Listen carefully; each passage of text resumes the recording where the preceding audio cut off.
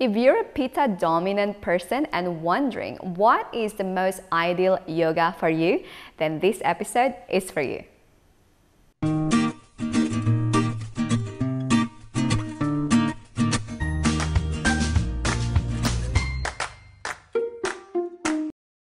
Hi, this is Zia and this is Kamana, and welcome to Holistic Nomads TV, where ancient wisdom and modern science can help you to have more clarity and energy in your life. So in today's episode, we are going to talk about yoga for Pitta, but it's not only for people with dominant Pitta Dosha, because in last week's episode, previous episode about yoga for Vata, we also talk about this importance of time, season, place, and then the individual. So can you explain to us a little bit more how this yoga for Pitta episode is not just for dominant Pitta body type? So in Ayurveda, we're always assessing these things: time, season, place, and individual.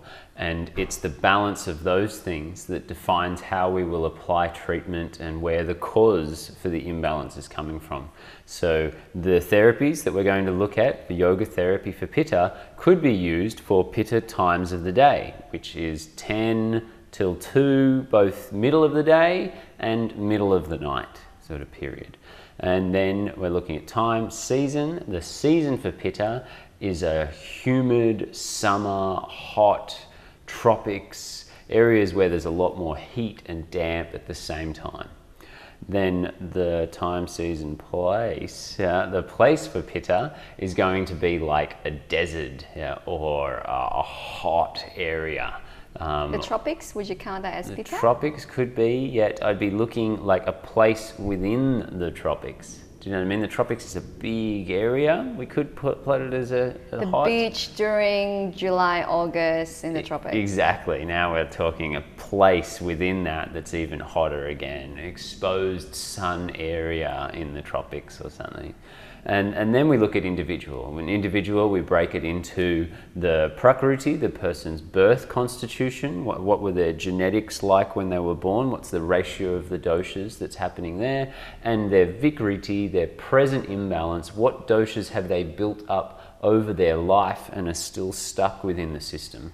And if all of those line up, so if it's the Pitta time of the day, middle of the day, if it's the Pitta season, it's the hot summer, it's a place, you're on the beach with the sun exposed to you, it's a Pitta imbalanced constitution, dominant Pitta from birth, and Pitta imbalanced body right now excessive, then you would apply all of the things in this even more, because there's so much more Pitta in that person and place there.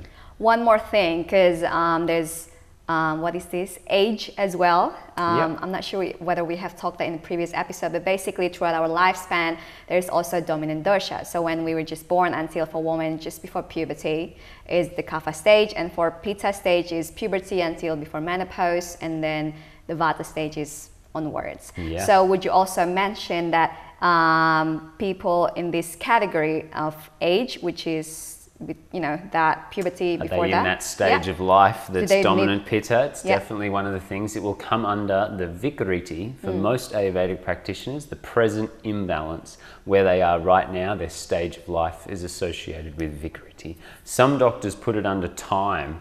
I personally put time as the larger being of time around us and not related to the individual. Cool. So next we are going to talk about the qualities, which is, you often say, this is one of the most important areas if you want to learn deeply about Ayurveda, and easier when you want to like how to balance it. So you will choose the top 3 qualities to balance for Pitta, and the first quality is? Cooling. It's the only dosha which creates heat. So we really need to be aware that although Pitta has a natural heat to it and can tolerate heating practices fairly well, they will also overheat the easiest. They will not be able to maintain heat for long periods of time. And especially as they age or become imbalanced, they'll find that that heat traps in certain areas and causes a lot more inflammatory problems. So the way to regulate this is to not just do a completely cooling practice with no heat in it. We still need to make sure that our exercise, our movement practice is somewhat heating at certain points, because heat expands the body, and as things expand, expand, circulation moves better. We may actually circulate and give off excess heat by heating the body up a little bit. The trick with Pitta is to not heat the body up too much for too long. So have little peaks and then lots of cooling practices in between, things that are working with the breath. Sometimes we may need to exhale through the mouth if the body gets particularly hot, that releases more heat, and gentle circulating movements, qigong style practices, yin yoga, soft resting poses. Make sure these are intermixed amongst the practice and there's enough time with them to really allow the body to cool before rising into the next warming and heating peak. That would be challenging, isn't it, for Pitta dominant? Especially for Pitta, they want to power through. They're like, oh, I'm not hot yet. I haven't even broken a sweat. So. Totally. Yeah. So the next quality is centering. Can you explain a bit more? Centering. So one of the qualities of Pitta is to disperse or to spread outwards. And it generally comes from a center point and it spreads and it leaves where that center point was as it's spreading, this dispersing quality that's there. So Pitta needs to focus on drawing the energy back in towards the center. And especially because they have so much power, their practices can be done in really dynamic, stimulating, pumping out their ways. And they need to be aware that they need to counterbalance that with something that's drawing inwards. So this can be done through the arms in crossing positions. This can draw things inwards. It can also be done through just our awareness and our intention. Where are we drawing our energy to? After we've done something heating and expansive, let's say something from movement that's fast, yeah, something that's through a vinyasa flow, a strong Utkatasana, we draw the energy towards the center of the body, releasing the excess heat from the surface and keep drawing in. Next qualities is calming. Another difficult thing, I think, for like dominant Pitta. Yeah, Pittas, they like to be challenged, and therefore within the context of a yoga class or a regular exercise practice, they need to look at how can I make my practice challenging and at the same time calming. So challenge yourself to move into what some people might find strenuous positions with an incredible degree of calm. How much can you soften the face, soften the muscles while moving into challenging positions, and making sure that there is enough nervous system calming practices, breath dominant practices, soft and slow practices that counterbalance whatever that stimulating practice that challenged the body was. Next, we're going to talk about directions. So before you share about the directions, what are they? There are two. Could you please explain why do we even need to talk about direction as part of the, yoga for Pitta? Because this is taken from your healing school, Thai Vedic. Can you explain a bit more? Yeah, it's part of the Thai Vedic school, and what we look at in Thai Vedic is ways that we can individualize things. So if we understand that certain directions of movement tend to influence the dosha more, then it's easier for us as a practitioner or as a self-healer at home to go, these movements are going to be more beneficial for me, I can do more of those, and these movements are the ones that I possibly don't need as much of. So when we looked at Vata, spiraling, circling type movements, they really work with the joints. They work a lot with the meridians that are specific to balance Vata. And when it comes to Pitta, we're looking at these medial lateral movements. So medial means coming towards the midline of the body. Lateral means going sideways out from the body, like off the edge of the shoulders here, off the edge of the hips. And this has a relationship because the meridians that tend to influence Pitta the most, the liver and the gallbladder meridian, are medial and lateral inside the body. The gallbladder meridian runs up the outside of the body and the side of the head here. So when I take this part of my body in this direction, a lateral movement to this side, and my hips are going this way, I'm opening up that gallbladder meridian that's there. And the liver meridian runs medial along the inside of the leg and up. So this medial lateral movements, when we're doing this or we're bringing the arm up above our head in these ones. This does the heart meridian through the side here. These are working with the meridians that are most associated with the Pitta dosha. Now, yes, meridians are also associated with all doshas. These are big generalizations. We've split types of movement into 3 doshas here, but they're a great generalization to work with. If a Pitta dominant person, make sure that their practice has about 60% or more medial lateral movements, they're working with the parts of their body that are most important to balance Pitta. That's so easy now that you just give a hint of like, okay, here's the meridian channel that is dominant in Pitta, this is the movement. If you want to understand why, maybe you can come to the 100 hour, but this is the hint. Yeah, that's the hint. Yeah, it's a big topic to get into and to really understand the why of why medial lateral for Pitta. And yet it's quite a fascinating topic as well. So if you want to learn more about that, that's with Ayurvedic. Next, we are going to talk about the mental intention, because yoga is related not just the physical body, not just the asana, not just the poses, but also with our spirit and our mental, things. So can you explain a little bit more first before we go through the qualities of this mental intention? Why is it even important to address the mental state in the first place? When it comes to yoga, I think that was the primary purpose of the original yoga, is to look at the mind, to discipline the mind and guide it in a certain direction. And when we look at the modern studies on our brain and neuro-linguistic programming and neuroplasticity, this is how the brain creates pathways continually until we die. The use of our conscious mind to direct and guide the mind is so important. Studies continually show that whatever we create habits of, whatever we create thought directions of, we start to create strong habit pathways in our brain that keep firing all over our life. So if we can consciously direct towards certain states of mind, then it allows us for those states of mind to be stronger throughout our life. It's interesting that even the word asana, it's the Sanskrit word for a yoga posture, if we go back in time, before it was used for a yoga posture, it was used for a throne. It meant something that you sit upon, an asana. You might put the deity upon the throne or the king upon the throne.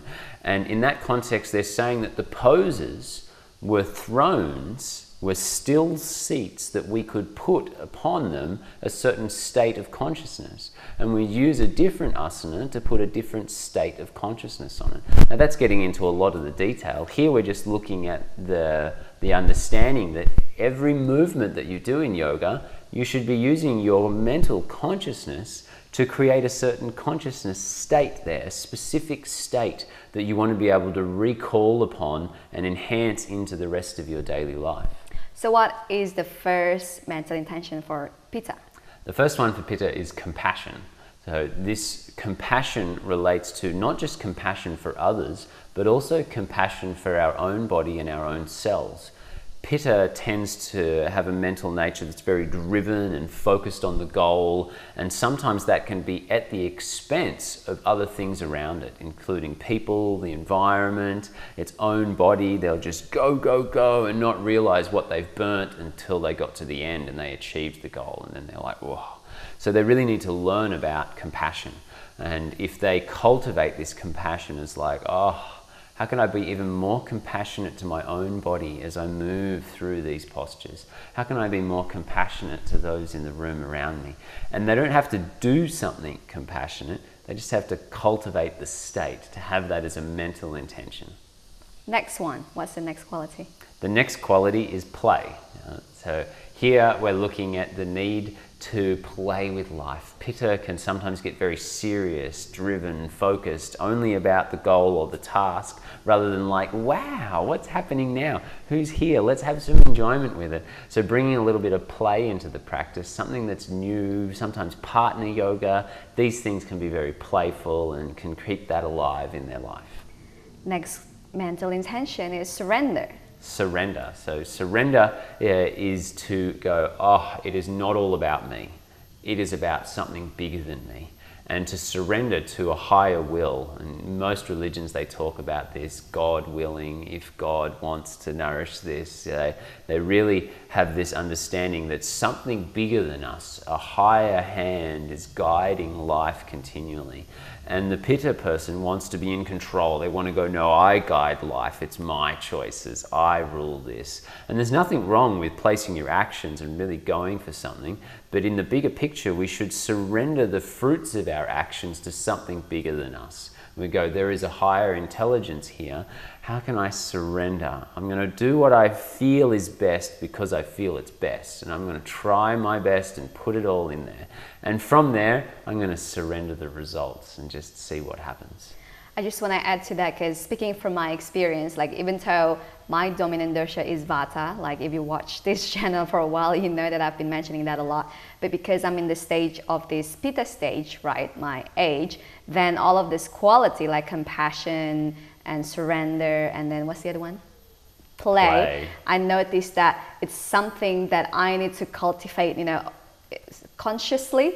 Because even though I'm dominant Vata, because of this time, this age that I'm in right now, those things is just, you know, it's not the dominant of the Pitta. That's why we need to put that consciously. Yeah. Just want to add that, the importance of that. Definitely. So next one is a focus area that we need to work on within our body. So the previous episode of the Yoga for Vata, so Vata usually tend to build around the hips down. And the Pitta also have its own area within our body. And what are they? The most important area for Pitta is sort of the middle torso, the area around the belly button right through to the back, and the area up towards the nipples. In this region we have a lot of our internal organs, and particularly Pitta dominant ones like the small intestine, the liver, the gallbladder, the enzymes that come from the pancreas and the spleen. A lot of these have a relationship to Pitta through here. So our medial lateral movements that we were talking about before have a strong effect through these organs here as well, and are moving them back and forth. They also work with the meridians either side. So anything that works in this region, including our extensions and opening up the front part of the torso here, opening the back, compressing this region, they all work with the middle torso quite a bit. That's basic, because it's related with the digestion, isn't it? And Pitta have, imbalance regarding that digestion, which is overheated. So all of this movement they tend to build up excess Pitta in these regions related to those organs. They often have a strong, fiery digestive system, yet if it gets imbalanced, it could create heat, inflammatory responses there. Yet what I'm also looking at is that the Pitta will spread to other regions of the body from there. So if we treat it at its source point, then it's more likely to start circulating well. It won't have trapped heat in this region. We might start to get more of the heat out of the body through the liver and the gallbladder. We squirted it through bile into the intestines and we poo out the excess Pitta that way. It just enables better circulation to the area where Pitta builds up easy. Yeah.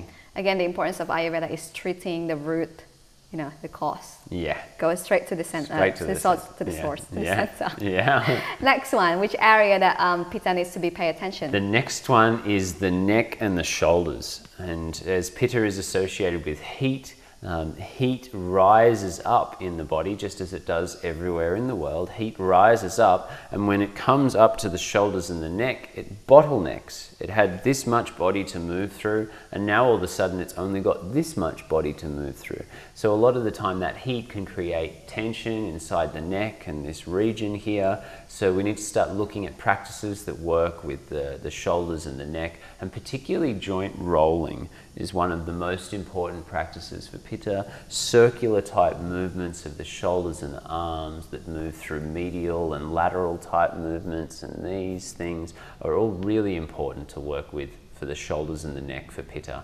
Soft and slow and circular. Cool. Next area is the rhomboids. The rhomboids are muscles that are right between the shoulder blades. They go between the spine and the shoulder blades on the back. And these often become aggravated when Pitta becomes too much. It's one of the regions where heat moves from the internal body out of the back and into the region of the rhomboids. So again, shoulder movements work really well with there, bringing the arms behind the back and clasping them, and also to strengthen the rhomboids and draw back with the arms is really good. So these might be in like your wild thing type poses with one arm on the ground and reaching out behind you. They're great for the rhomboids. Yeah, again, I can relate with all of that. Even, you know, Pitta is not my dominant dosha, but of the age, it's out of the balance easier. And it's a second dominant dosha. Second dominant. Yeah. So I can totally relate with all of this area, and I feel sensitive, get sensitive easily as well around the, what is that, belly areas, neck, especially around rhomboids. Love it. Yeah.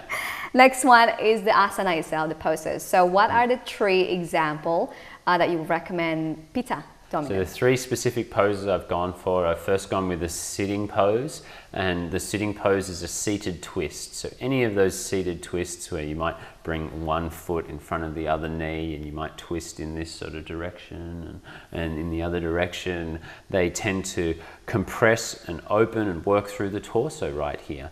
While also the sitting positions, they tend to work with the gallbladder meridian right in the side of the hips there too.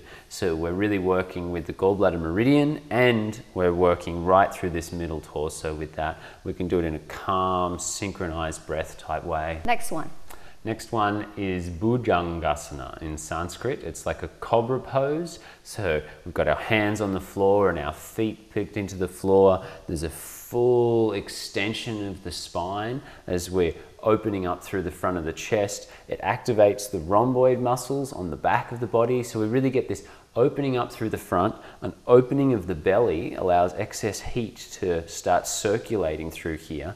This posture is a little bit warming, so if it's held for a long time, it will build up more heat. And especially if there's a lot of trapped heat in the belly, it will release trapped heat when it's done. So we should be counterbalancing this pose with much more cooling poses afterwards. Yet it's great to allow the heat to circulate and to open up the pitta dominant areas of the body. I just want to say, I just realized that bujang in Indonesian also means young male. Oh, okay. It's so interesting because it's like bujang asana is like asana for the bujang. It's just maybe. And then because they're like dominant in Pitta. Maybe in Indonesia they called the young males cobras. That's what bujang means. Bujang Probably. means cobras. Naughty little cobras. Next one, what's the third asana? Within Bhujangasana we have also a variation is Sphinx pose. So now we have the forearms on the ground and we're like using the forearms to isometrically pull through the floor. It's a similar style pose, but it's softer. It works more with the shoulders and this pulling back as well. So what's the third one? Our third one is Parsva Upavista Konasana. That's a mouthful. difficult. Yeah. Even in English, it's a wide-legged, seated, lateral bend. It's still quite a few words that are going on there. So when we bring the legs wide like this, we open up the liver meridian that's on the inside of the legs. Like you're sitting doing it? Sitting on the ground and your feet are wide. So you're sitting on your bum and your feet are long out in front of you towards the sides. And then from there you reach right up and you side bend, opening up the side of the body towards one of the legs. So that's the position, the asana, Upavista, Parsva Upavista Konasana. So, and in this pose we work with the liver and the gallbladder meridians quite a bit. We open up through the side of the body. It's cooling as well because it's a forward bend. So this can be great to counterbalance the last pose that we've gone into and really spend the time to soften into this pose. Try not to do too much of the pitta, push harder, go harder, pull on the leg. Try to see if you can really soften the body into the pose. Just enough of the internal actions to keep the body in a good alignment, but not pulling intensely. Question, why does it need to be wide leg? Is that something to do with the abductor muscle? Is there any meridian along the inner thigh? Yeah, if we just have the legs facing straight forward, it's going to work with the bladder meridian, whereas when we spread the legs wide, we're starting to open up the inner legs. That's the liver meridian that's there. And because we spread the legs wide, we're also now able to do a lateral bend at the hips. If we had the legs facing straight forward, we wouldn't be able to, or I wouldn't with my flexibility, most people wouldn't be able to do a lateral bend with the legs facing forward. Yeah, what about one straight and the other one is kind of like, is that clear? Like one is bent. Yeah. Janu Shirshasana. Yeah. So that's not so much of a lateral bend, won't be as easy. It can be. Yeah. But now we're not going to open up the liver meridian as much. Yeah, we're still going to be working with the bladder meridian down the back. We're starting to get into the liver and the gallbladder here. You know, this is seated yoga now. But still, it won't be the same as if I could really twist into a medial side position, which I'd be able to do much better if my legs were spread to the side. You don't need to like push yourself to as wide as it can. No, just as wide as comfortable. Yeah, just a subtle opening on the inside of the legs is all that's needed.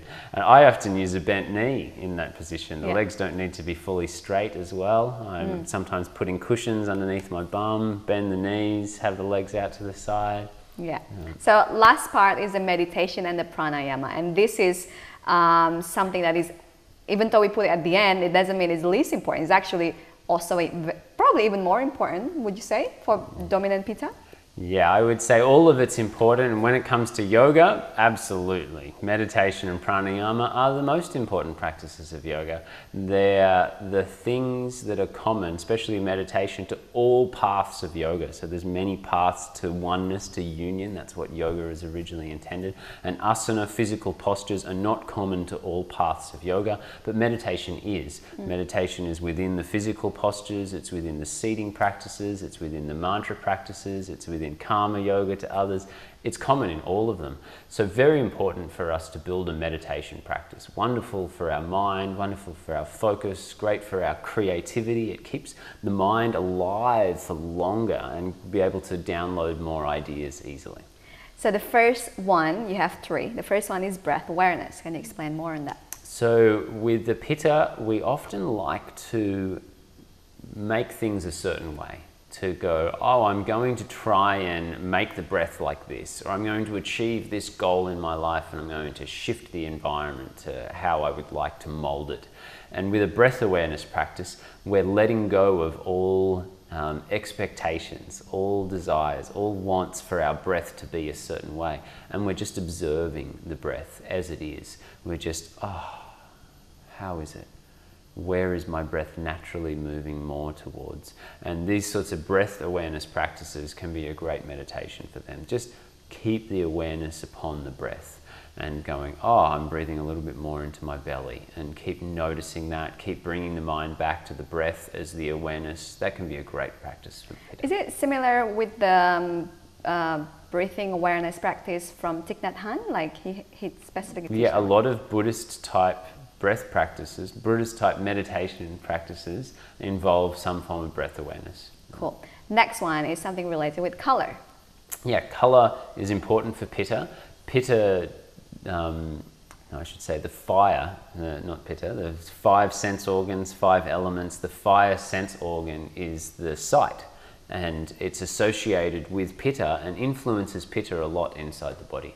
So when we use color visualizations, Pitta people are more likely to bond with them quickly. Their memory, as a generalization, is usually more visual and colorful dominant. Their dreams are normally more visual and colorful. And so this vividness of color, if we can bring that into the meditation practice, it's a very useful one for Pitta. It could be as simple as inhaling green and drawing that towards the liver, and exhaling red and releasing the excess Pitta that's there. And just keep doing that as a practice. So we keep inhaling green and exhaling red, and there's lots of color visualization practices. They're used in many types of spiritual philosophy and meditations. I just want to add that this is such a great thing to teach, because like you said, and many people agree on it, that meditation is very important. And if you teach it from like early, when they're still young, it's even more important, so that it's become habit to them when they grow old. And then now, as we understand that in Ayurveda,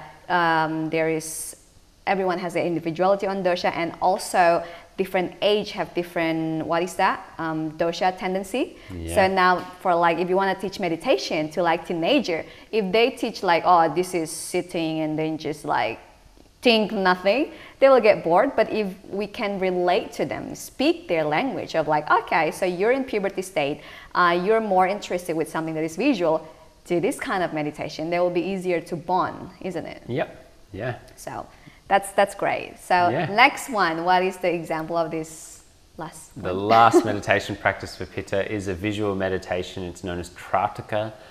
It's using a candle to gaze at the candle and to just bring our awareness continually back to the candle. And most of the time it's just about the candle, yet if you become evolving in the practice, imagine that you are the candle, you are bonding with the candle, you are light itself, and all that is occupying your mind is that candle flame.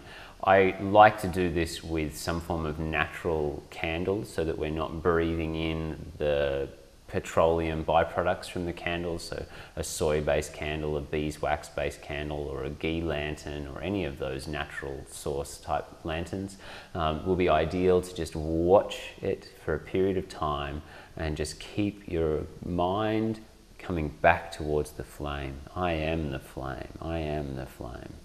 Why flame for Pitta? Why not the other dosha?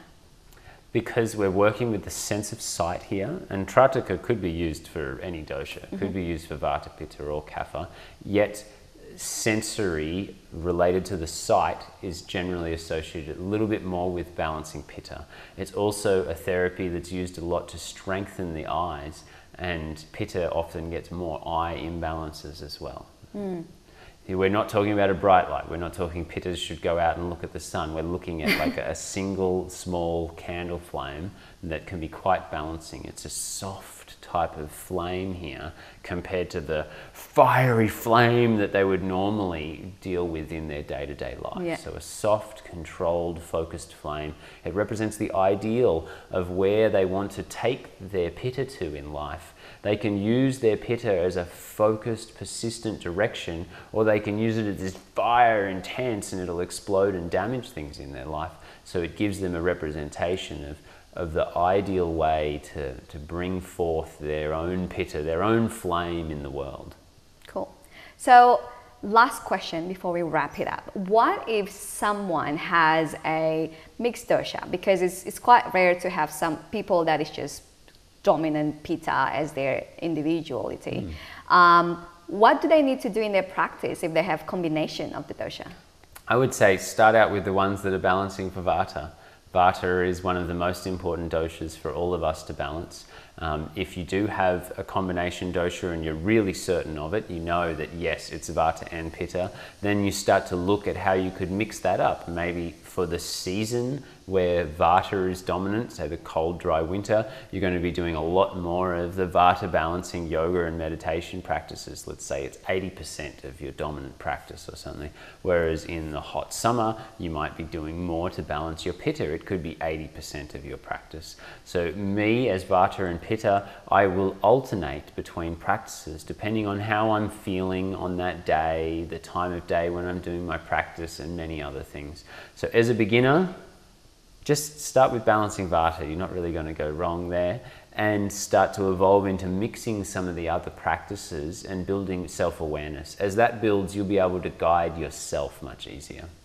Now I need to add for our viewers that all of the information that we share here is educational. So if you would like to do the right yoga for your body type, then we will recommend to seek out an advice from professionals, like for example from you. We have a link down below to be put on the waiting list to have a consultation with Kimana, or go to Ayurvedic website to see the other practitioners of your school. There's a directory on Ayurvedic that'll enable you to connect with practitioners around the world that are trained in these principles, can make an individualized practice that's suited just for you. And even if you're not going there, I still recommend starting with some of the simple meditations at home as well, and start to look at how I could work with professionals to really individualize and make the practice suited specifically for you. Anything else you would like to add? just please start this. Please go for it. As soon as you finish the class, start applying it to your life. See how you could add in little piece by little piece. Start with a breath practice, maybe a couple of asanas, and know that the more you keep doing this over time, it will completely change your life. Every little habit that you implement will take your life in a different direction. So really happy to share with you. Look forward to sharing again in the future. If you're interested to help others heal, or just looking to have more control in your own self-care, then check out the programs I've co-created on Ayurvedic.com. I've brought together some of the world's best healing experts, teaching people what I consider to be the 6 most important branches of holistic healing. I really think this information is what everyone needs to know and can really change the world for the better. So I hope that you'd come along, share some of it with us. I hope to teach you in the future. All the best. Bye. Now, theory without practice is wasteful because hearing leads to forgetting, teaching leads to remembering, and applying leads to mastering. That's why we will encourage you to leave a comment below and share one learning insight from this video. Also, if you like this video, make sure to like and subscribe so you will be the first to hear about our future educational video. And for more resources on health and healing, check out our website holisticnomads.com. There you will find articles, quizzes on Ayurveda, loads of free downloads, and of course, our future events and courses. Thank you so much for watching. We hope it's been beneficial for you. Hope to see you next week. Bye! And our third one... What's that? Can you read it?